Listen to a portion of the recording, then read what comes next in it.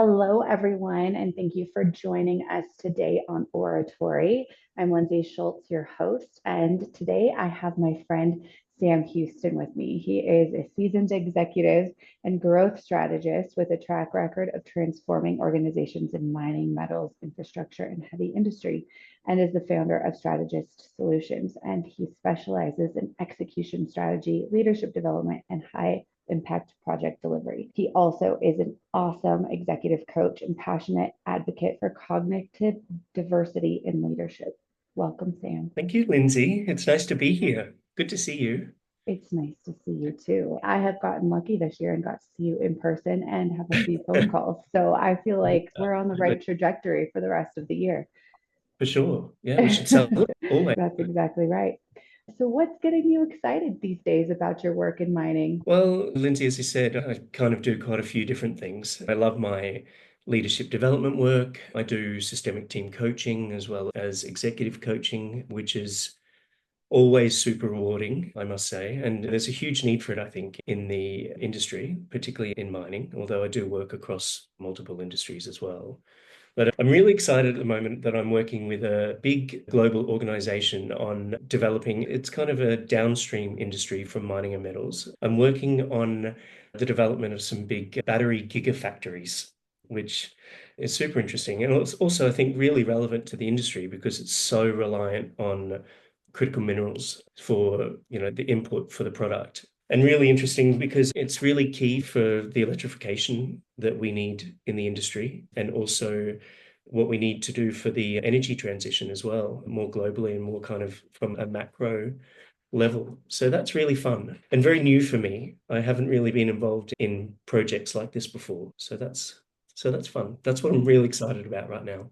Well, I can imagine that it would be exciting because it hits, I think, a few different areas that you are passionate about. One, the sort of electrification and doing things a little bit better for sustainability purposes. And then two, the coaching aspect of larger teams. And I know that you and I talked about this in person recently, but one thing that you'd mentioned to me was that you were there and had all this feedback and weren't expecting to sort of make the impact that you did as early as you did. And so that was a really rewarding scenario. And I think sometimes when you're in the midst of doing coaching and being so present with the work that you're involved in, that you forget that other people don't understand it in the same way. And that by being a third party and getting them through these things, that it changes their entire perspective and that really quickly you can see that light bulb moment. So I'd love to talk more about what the team coaching scenario really looks like, because I think that this is something that we're going to have to see more and more of in and out of mining, just because we have such skills gaps between senior executives and leaders and others kind of coming up internally in organizations. So this has been a soapbox of mine for a while. So can you tell me a little bit more about how the team coaching dynamic works?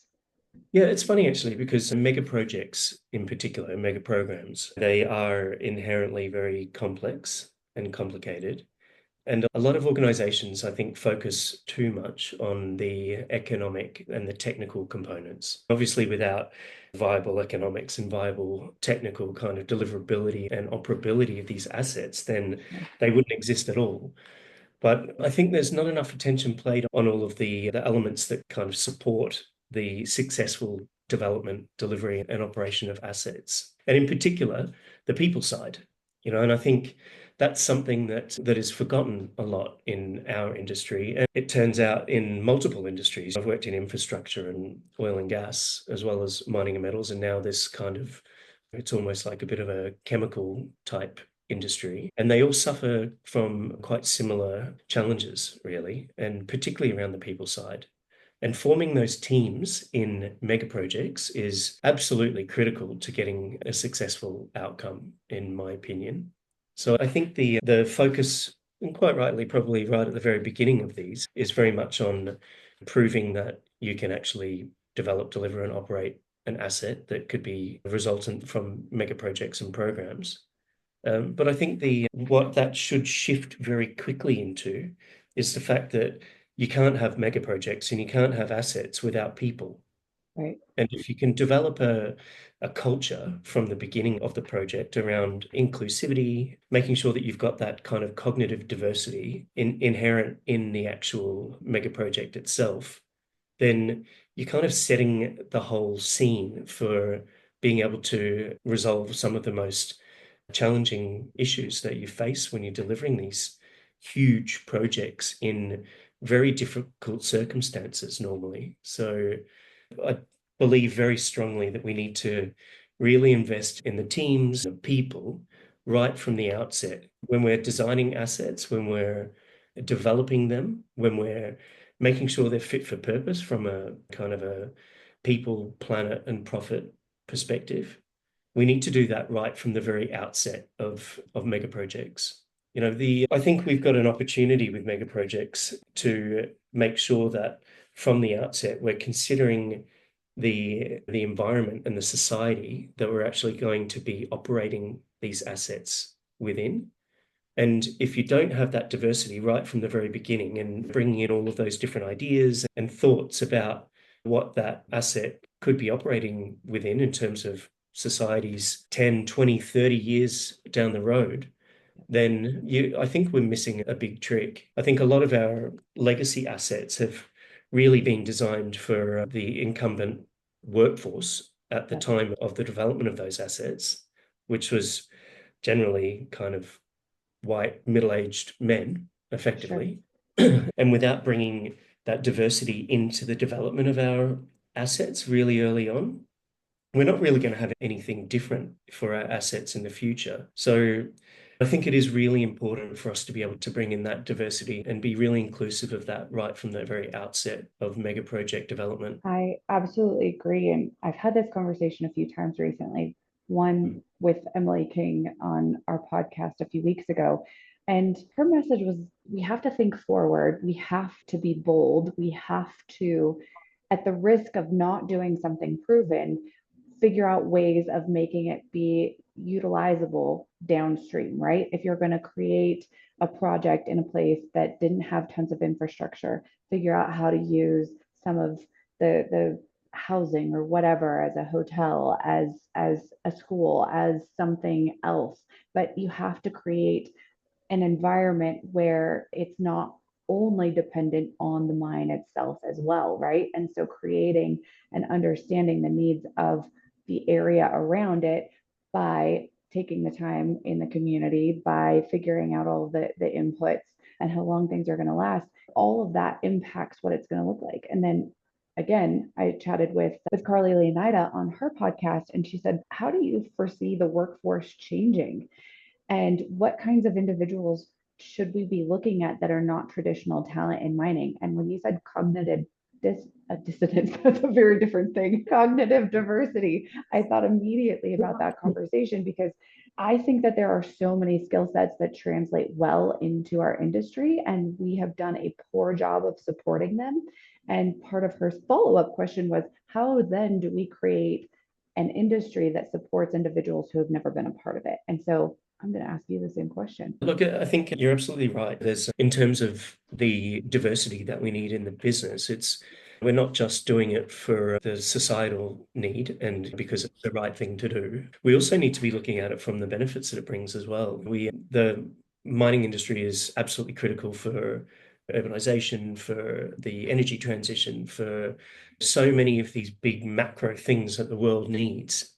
And without mining, we're in a really bad place as a planet, effectively. So for us to be able to be the best industry, we're going to have to do things better. And to do things better, we need different people to come in, people with different backgrounds, experiences, different ways of solving problems. And that's generally kind of what we mean when we're talking cognitive diversity as opposed to demographic diversity based on age and race and gender and those kinds of things. So what we really want to be able to do is to bring people in who can help solve some of the mining industry's biggest threats, but also on the flip side, the opportunities that we have.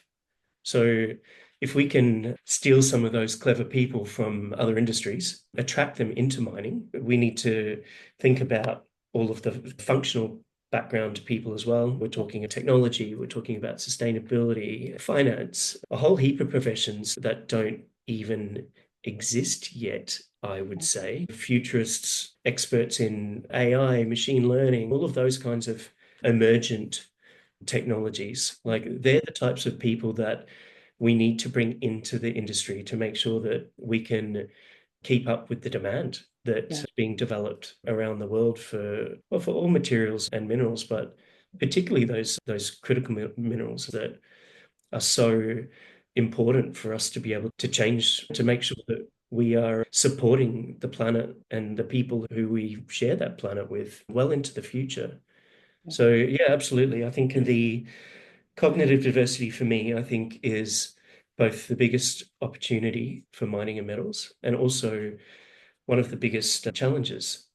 We, as an industry, we don't have a great reputation. Like you talk to probably more people than I do, but I really love going and talking to students, for instance, at university, engineering students, and talking to them about what they're planning on doing with their career. They have a massive amount of choice in terms of which direction they can go in with a qualification like engineering. And we need to, as an industry, kind of up the rung in terms of industry of choice for some of these very talented people to move into. But the reality is that the feedback I get from a lot of them is that they view mining as a difficult industry with difficult environment to work in, remote working, some difficult conditions in terms of just the environments that we deliver our assets within.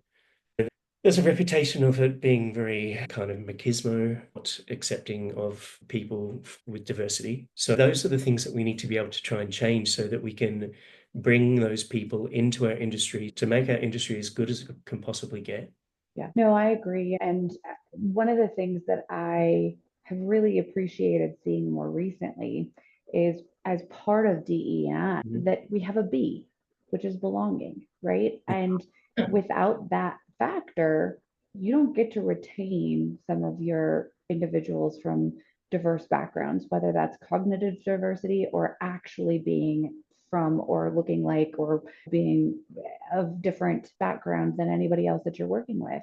And I've always found that if you can figure out ways of supporting the individuals and the teams that you work with, that they'll stick together. Because over and over again, as a recruiter, I see people grab other people that they've worked with and they just like a basketball team or whatever, when they're functioning on all cylinders, you see the same thing happen in teams. And sometimes that is because they've figured one another out, but adding additional layers in doesn't mean that the team's going to be broken. It means that you have to figure out how to work as a team. And so, are there any tricks? Are there any strategies that you use on a routine basis that you want to talk about that don't preclude you being hired as a consultant to do this that we should be talking about or being mindful of as we all sort of aim to build teams around us so that we can get our work? Yeah, look, I think there's not really any secrets about building teams. I personally think that there's always a place for someone external to come in and help to deliver that. And by asking for help as leaders, I don't think is demonstrating any failure on our behalf at all. As you said, the sports teams and things, they get help, right? Like they've all got coaches and staff and physios and all of these kind of support facilities are available to them. And I think a lot of leaders think that they are supposed to carry the entire burden by themselves. And I think that attitude needs to change. I think from my experience of being a leader and pulling in coaches and facilitators to help me has always been a great assistance to me. There's certainly a requirement to make sure that you're managing it properly and that you're being intentional about how you use those types of services. It's something that's incumbent on leaders to not shirk the responsibility of being a leader, but also not being afraid of having, I guess, showing the vulnerability as a leader to be able to ask for that help and to be able to bring that help in and use it in a way that is going to benefit and not just the leader. That's not what a team coach does. A team coach comes in to help the leader be the best they are, to help the team be the best they are, and then to radiate out that higher performance into the system in which that team is delivering within. Yeah.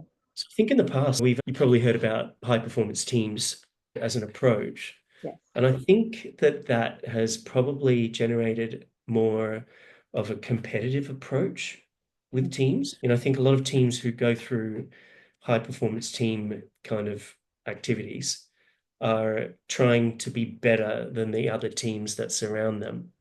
And I think the approach that I normally take is more kind of systemic team coaching, which is about radiating performance, high performance out from the team and expecting high performance into the team from all of those kind of systemic stakeholders that are existing in all of the organizations that we operate within. So that's kind of what I advocate for, and it's the approach that I generally use with teams.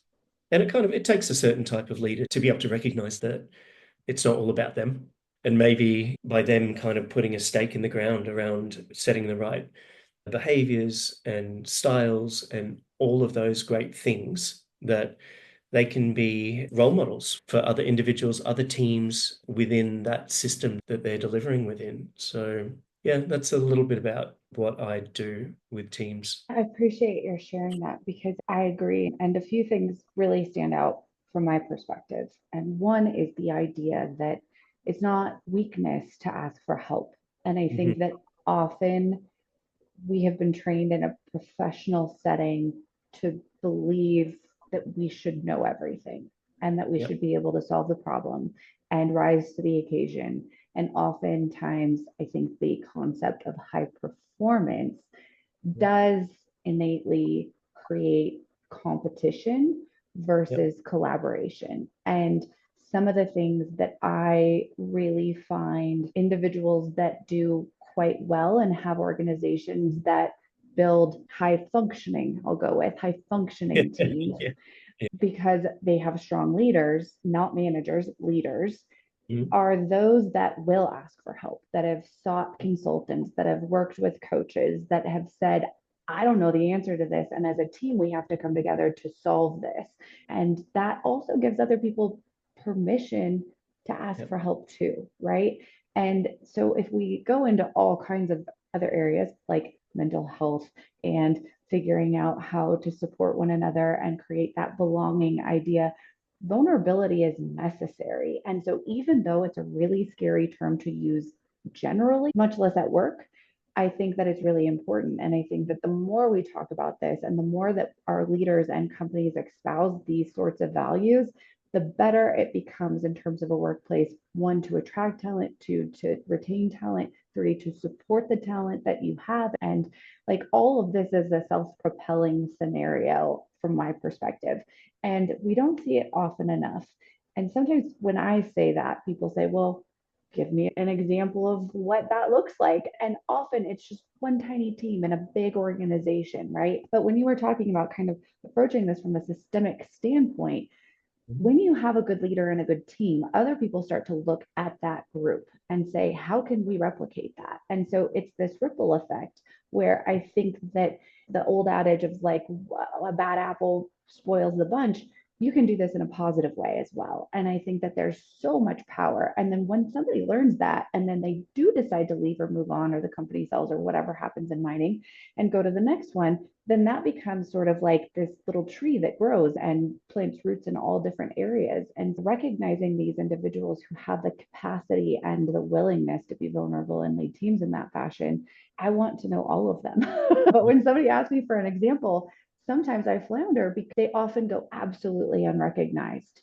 And Yeah. we don't have all these wonderful case studies to draw from in our industry because we're very guarded about what we let out.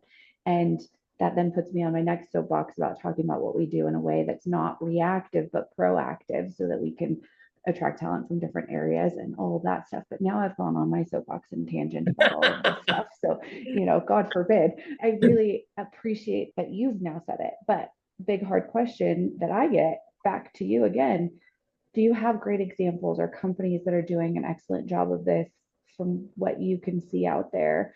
Or do we just not talk about it openly enough? And so everybody just goes under the radar. It's a good question. I think from my perspective, I think mining is a difficult industry from that. It's like a lot of parallel industries that are, quite heavy and very safety oriented, quite rightly, that they've kind of had to create a hierarchy and they've had to create a very kind of autocratic, directive type culture because in the past, when we had a lot of operators, we still do have a lot of operators on the work face, so to speak, there really had to be a lot of protocols in place to be able to protect them, their co-workers, the assets that are all involved, all of those things. Now, I would say there's a bit of a shift in the industry, like particularly when we're bringing in new technology, when there's autonomous vehicles, there's remote operations, all of those kinds of things, where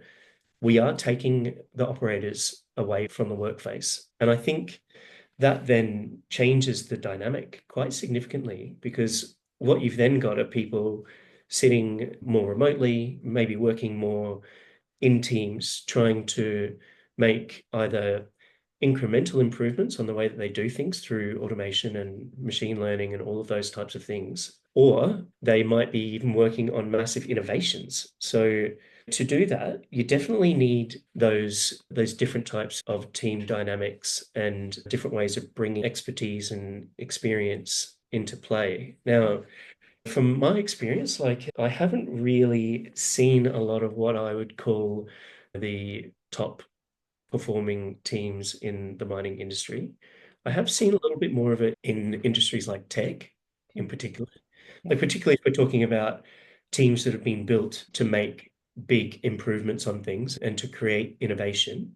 Yeah. And I think we were talking about this earlier, but to be able to bring that kind of approach into the industry by attracting that kind of talent, I think could potentially make quite a big difference for us as an industry.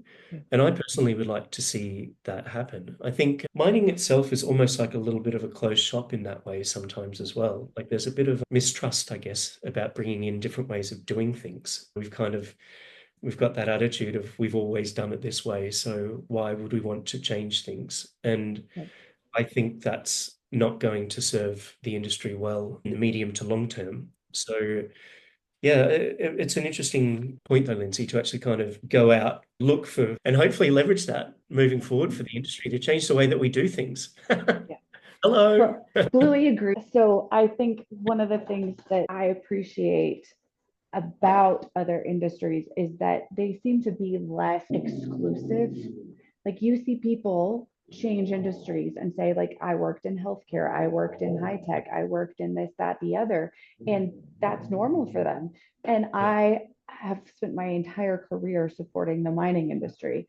And so my perspective on what else is out there is so limited. And so then we get to look at, as an outside tech or construction or look at military, like, and often I have to think of alternative sources for talent for the mining industry, and all of the heavy industries I think are great, but I agree with you that tech is probably one that we should be looking at actively. And there's so much opportunity for some really cool changes. And like they may not always best teams or the most high performing teams, but if we can learn something from them about both failure and successes that they've rendered, I think that we wind up far ahead of where we're at. And I have had such great fun working with some of the companies that we support because they're coming in as sort of startups and a lot of times from tech or chemical or whatever to support the mining industry. And that's sort of like the only touch that I get outside of my very narrow silo of mining. But every time I find it really refreshing and so encouraging because they seem to have less mental limitations on what can be done and how we can be doing things differently. And so incorporating them and learning from both successes and failures, I think is a huge area for us to be thinking about. And I don't know why we've sort of just been this tiny little fraternal group for so long, but everything we do, as you mentioned, it could be cars and cell phones and technology to medical devices to infrastructure to medicine to whatever. I mean, mining really does touch every facet of what we do.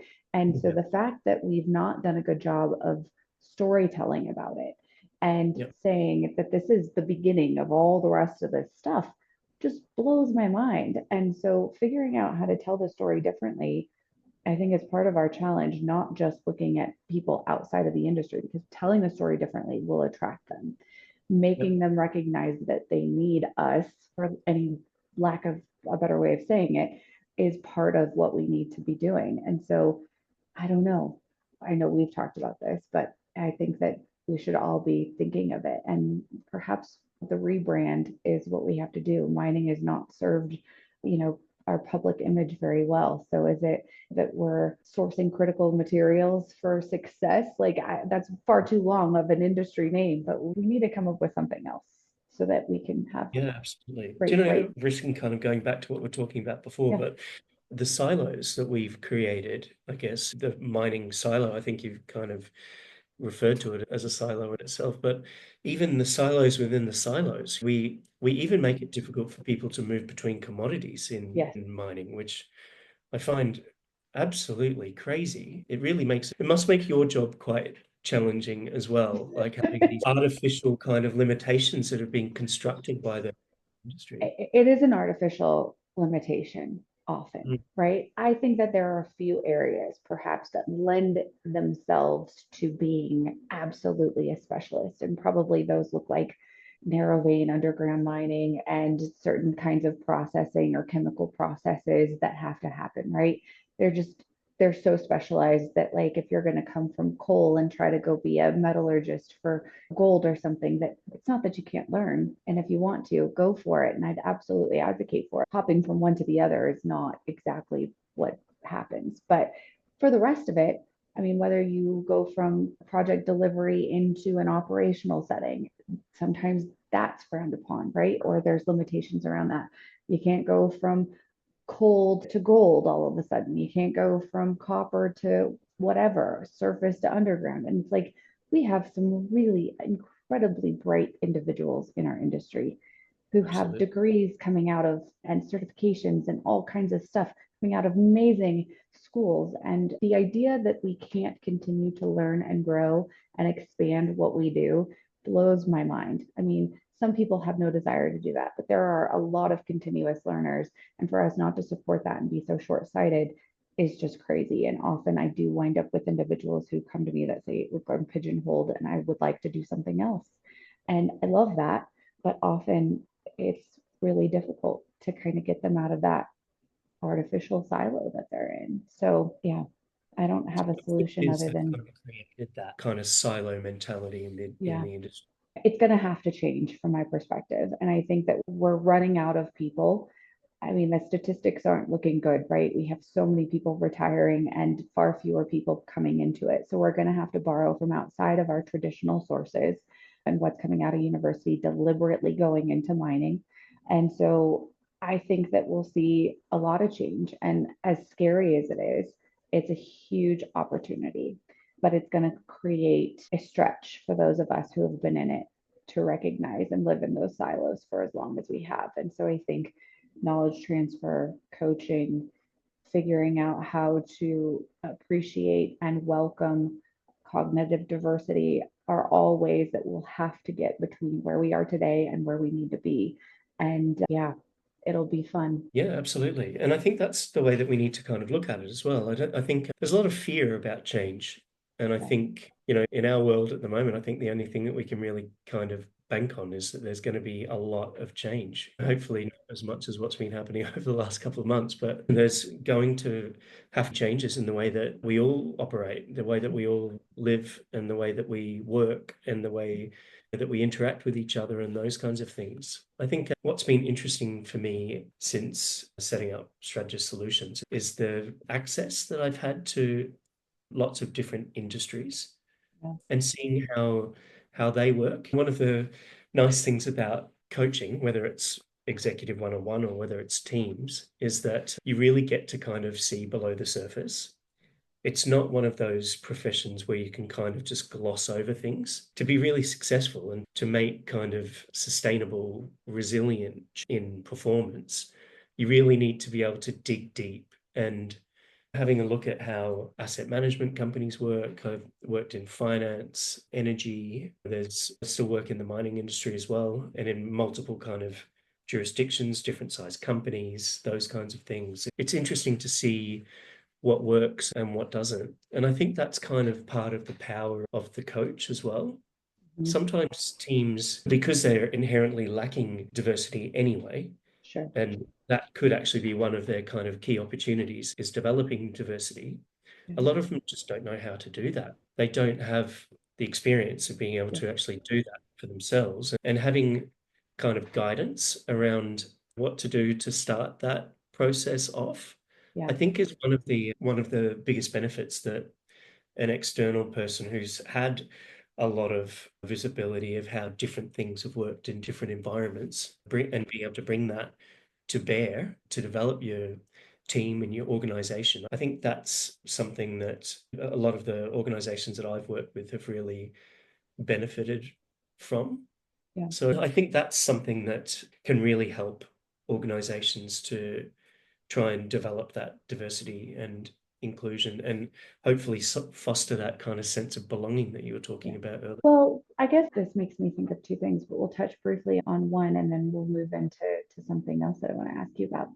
From your perspective, when you come in as a coach and you help them create a space where they can actually, as you said, you can't gloss over anything, right? Creating change internally is hard, just like it's hard to do that as one person, but as an entire organization or as a small part of one. I imagine that part of what you're bringing to the table is not just the breadth of experiences and things that you've seen, but creating a foundation of safety to understand what they have internally as part of this team and then to appreciate it and foster it and grow it and figure out how to work together. Is that a good summation of it, or is there more to it than that? No, definitely. A lot of teams that are not performing as well as they could have got issues with psychological safety. I think one of the things that we do very well in our industry is look after physical safety of the people who work in our industry and the communities that we support as well. So the amount of benefit that that brings, the mining companies do really kind of see safety as the number one priority. And you see mining companies offering assistance to local communities in times of need, whether it's natural disasters or whatever, you see that benefit being provided to local communities. But the psychological safety side is still not being addressed well enough. There's countless reports that have been produced over the last several years around the poor state that we have around, well, physical and psychological safety in certain parts of our industry. And teams are no exception to that. So a lot of teams possibly accept and maybe even propagate psychological safety issues, and they often are not really even aware that they're doing it. Sure. So it's usually one of the kind of key interventions that we do for team coaching. And again, a lot of the responsibility around how we charter these team coaching interventions comes down to having a leader who's very receptive to wanting to make a change. They need to be able to make a change. And some kind of sponsor as well in the organization. It's usually someone with some level of seniority and authority in the organization who's able to kind of be a guide and steer the direction of that team development. So generally, the first things that we work on are around psychological safety in teams. We normally go in and interview team members one to one. We then interview key stakeholders one to one. We collate a whole heap of information to be able to set a baseline around performance and Mhm. around culture, which includes the psychological safety levels that are present in teams. And then we kind of go into planning what interventions can be made to try and improve psychological safety, which has a direct link to the ability to be able to include people with different cognitive backgrounds or abilities, and to be able to draw as much value as we can out of all of those people, those humans who are wanting to contribute to making the team better, the organization better, ultimately the planet better. So it's a process, really. Yeah. And I guess the art around it is being able to have the experience to be able to do those interventions in the right Sure. way at the right time. So, and that's the bit that's always the fun part for me, Yeah. like being able to kind of drop those nuggets in at the right point, ask the right questions of the right people at the right time, so that Yeah.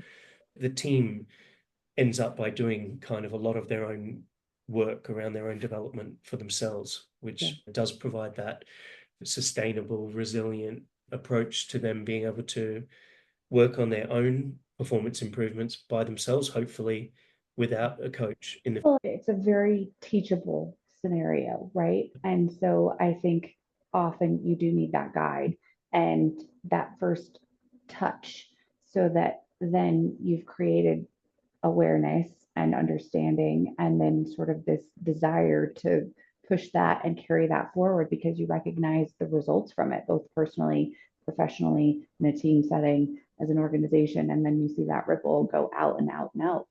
And I love that because I think I've had a lot of conversation recently about the need to really espouse a value of psychological safety. And some think like, oh, this is just phooey, right? Perhaps they've always had that innately in their teams. When you go without it, you absolutely recognize the need for it. And I think just as 30 plus years ago, safety, physical safety became something that was really important, as it should be.